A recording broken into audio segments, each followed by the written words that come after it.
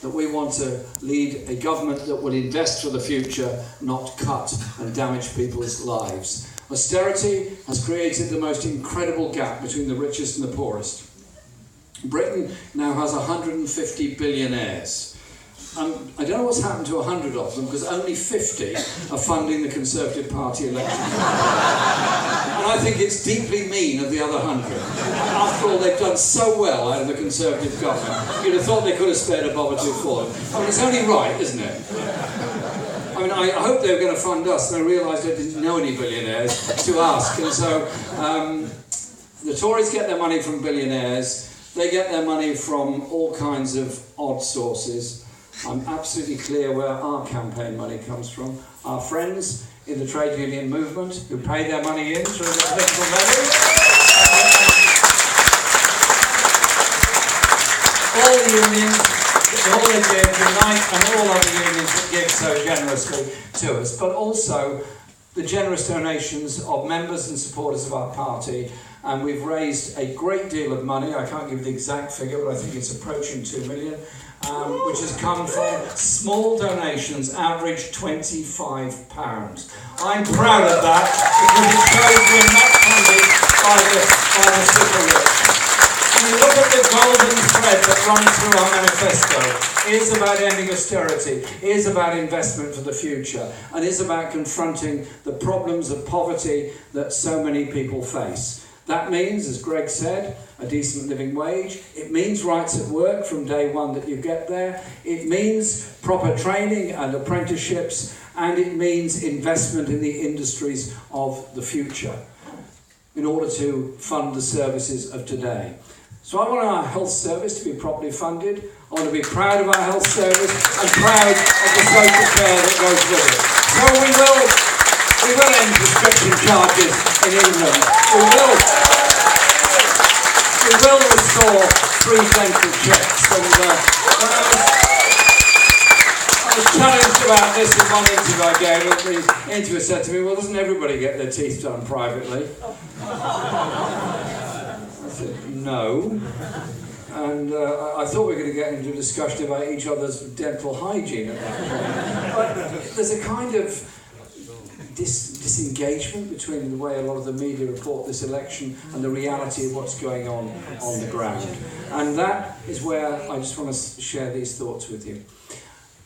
We are faced with a climate emergency around the world. That is very, very obvious. You've seen the unusual weather patterns, you've seen rising sea levels. Look at the films about it, hear the reports about it, look at the way glaciers are melting in the Antarctic, the way coral reefs are being destroyed in the Pacific, look at the levels of pollution in our seas. Look at the levels of pollution alongside our major roads, where the likelihood of lung cancer increases the closer you live to a major road, the number of children who lose lung capacity before they even get to school because of the foul air they're breathing. And then you look at the longer term consequences of the extinction of so many species, the damage to biodiversity, and the damage it does to all of our lives.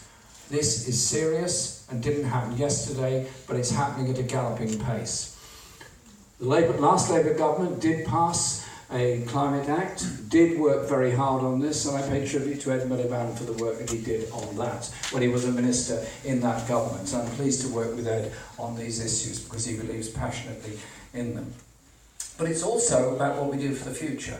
We just throw our hands up in horror and say, this is terrible, how can we deal with it? Or you say, this is actually something we've got to deal with together. Hence the whole idea of the green industrial revolution. That way, we invest for the future in green energy jobs, big projects like the Swansea Bay Tidal Lagoon, like the Mersey Barrage, like the west coast of Scotland giant wind farm that we're proposing. All of those places require jobs. All of those places require equipment to be made. I was fascinated that I'd been in Wales and I'd made our announcement at the Welsh Labour Conference about the Swansea Bay Lagoon. The following week I met a group of apprentices at GE in Rugby. They came in on a Saturday morning to meet me, which was very kind of them. And they said, look, we just want to say thank you. I said, well, I've only just come here to see you. They said, no. Because what you said about the Swansea Bay Lagoon, it's our future. We make the turbines that will be there in that barrage, in that lagoon.